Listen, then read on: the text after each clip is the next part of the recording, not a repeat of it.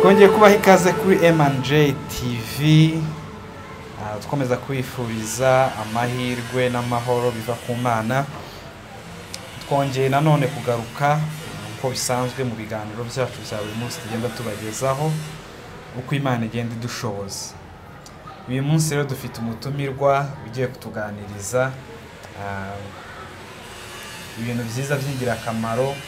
Ni umuntu wiyemeje gukora no kwikorera akazi k'ingufu, ariko araza atubwira ibyako byose ngira ngo tutangiye tumuha ikaze atwibwira. Ni karibu. Murakoze. Amazina yanjye banyita Ndayishimiye Safari. Kaba ntuye Umoja wa Gatatu. Kaba akora Kariobangi Light. Kariobangi Light. Yes. Uri umugabo urubatse, ufite urugo. Murakoze. Aho narese nutahavuze neza. Ndubatse, mfite umugore n'abana babiri. Kaba kora umurimo w'amagaze, curuza amagaze. Niko kazi nkora.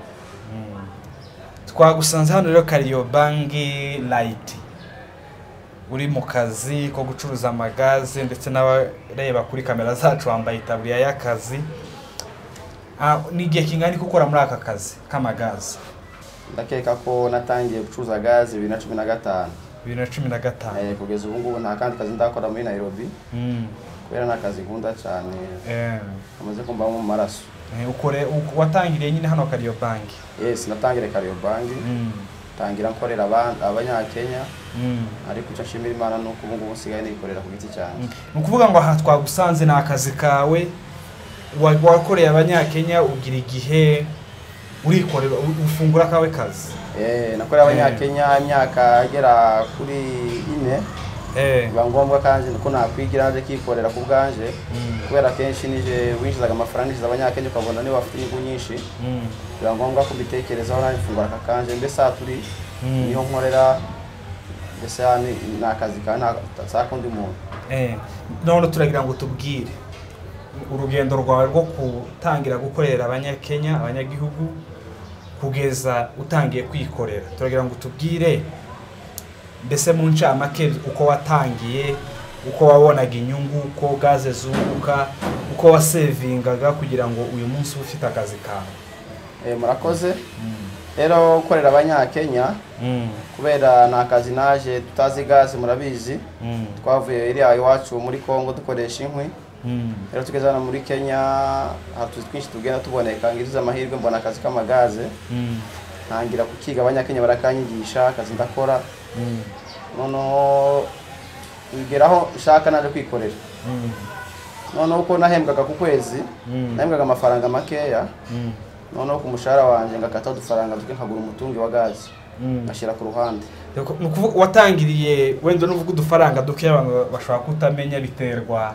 Hari abantu bamwe ibihumbi wenda 50 baradufaranga duke, abandi 20 kabare. We ni nkuwe mushahara watangiriyeho utangira gukora?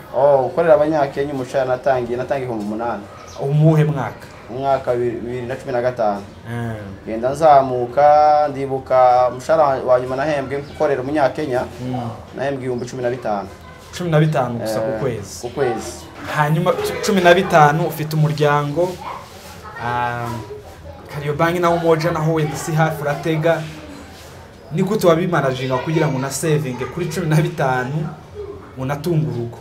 Noneho ko nabisavingaga, urabona hari igihe biba ngombwa ko ngenda n'amaguru, sintege, nabika amafaranga, ngenda tureba uko tugenda tubika udufaranga duke duke.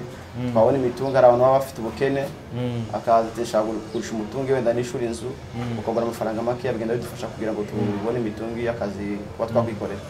None wenda tuze ku kibazo cyangwa tukubaze, umutungo umwe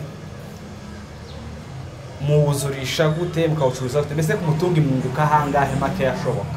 Ubu rero akazi ka gaze sinakubwira, ntawe tugira igiciro kiri fixe, bigenda bihindagurika. Kubunye tuvugana umutungi turi kurangura 960, tukawugurisha 1050. Urumva tugafata nk'ijana 190 niyo gufata umutungi mutoya.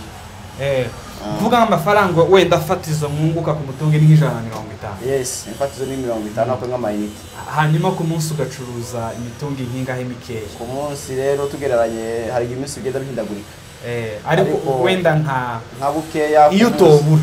Iyo ntobura ku munsi sinjira musi imitungo 8. Hanyuma muri uyo 8 ukishuramo inzu nishuramo inzu, ukishura iyo mubamwo, umuryango ukabaho neza nyine. Ubuzima busanzwe. Wenda tugaruke ku ikanisa.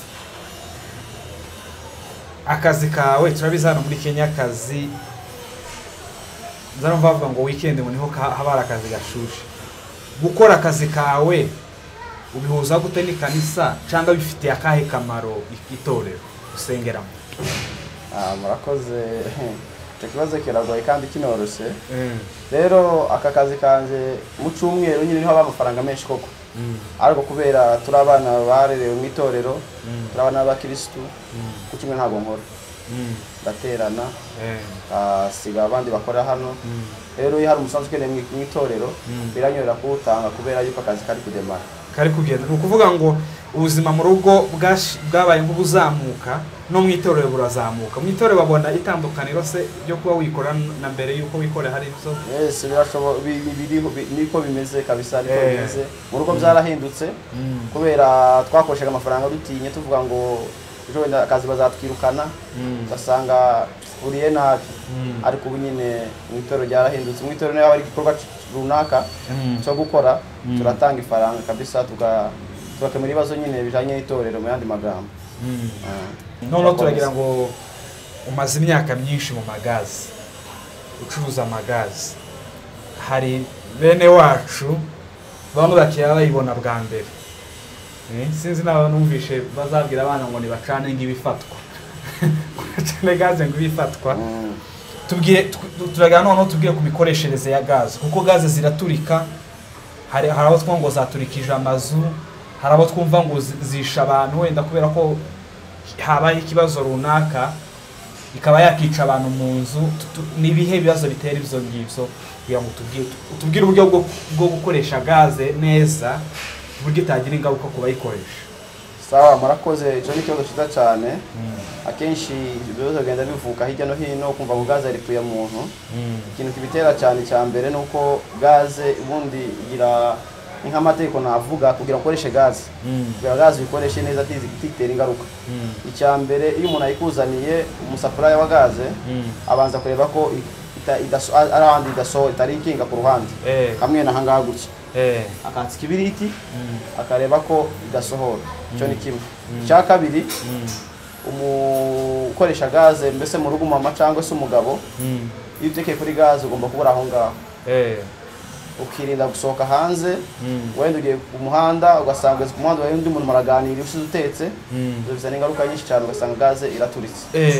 Icya kabiri hari abana bakinisha gaze ugasanga yafunguyeho gaze gatoya, noneho we waza kwatsa kumbe gaze yakwira inzu yose ugasanga iri ku inzu. Ibyo bitera gaze gutera ikibazo. Rero inama nabwira abantu bakoresha gaze bagende birinde ibintu byo kuba kure yayo bari kuyikoresha. Muri make mbese no kwishira kure y'abana. No kure y'abana. Mbese umuntu ukoresha gaze agomba kuba hafi yayo agateka yahishe kona kuzimya. Akwisotse gato ushobora guhuga ugasanga yateje ikibazo. Nase akandi kabazo k'amatsiko. Hano Kariobangi nta bene wacu bahatuye. Ugeze igihe cyo gufungura akazi gituma utakajanye ngo ugafungure hafi yo mu rugo kugira ngo nayo matika avemo ndetse ubasha no gufasha na bene wacu muturanye babashe kugurira gaze hafi baguteza imbere. Kuki utakajanye hariya? Rero icyo kibazo ni cyiza.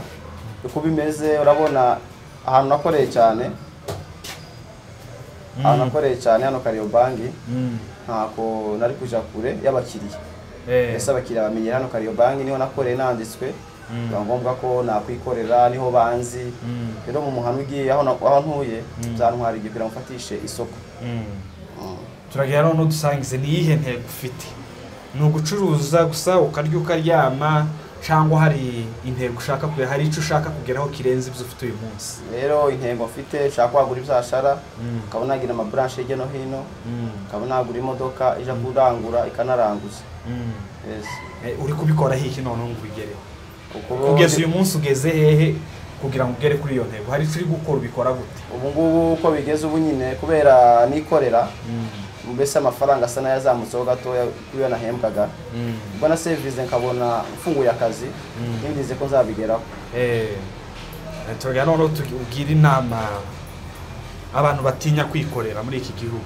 Ufite abantu yumva atakwikorera cyangwa basuzugura n'utuzi. Hari umuntu uvuga ngo ngiye sinakirirwa ngo nushize gaze ku rutugu munshira abanyagihugu niho mbona amafaranga, akirirwa mu rugo cyangwa akora ibi. Ni ihe nama wagira abantu nk'abo? Inama nabagira batinya kwikorera. Murakoze. Basuzugura akazi. Inama nabagira abantu nuko batinyuka bagakora. Natwe gutangira kwikorera byaratugoye cyane, umva gufite ikibazo kumva ngo wa mushara ntiwawubona, ariko ni ukuri kwikora ntako bisa. Batinyuke bikorere, bazabona inyungu ifatika kurusha uko iyo babonaga banditswe. Urakoze cyane. Sinzi niba hari ubundi butumwa wifuza kugeza ku bantu badukurikira hawe ku giti cyawe? Ubutumwa nabagezaho gusa nuko batuyoboka, abari hafi bakaduhamagara, twaba serivisi nziza ibanogeye.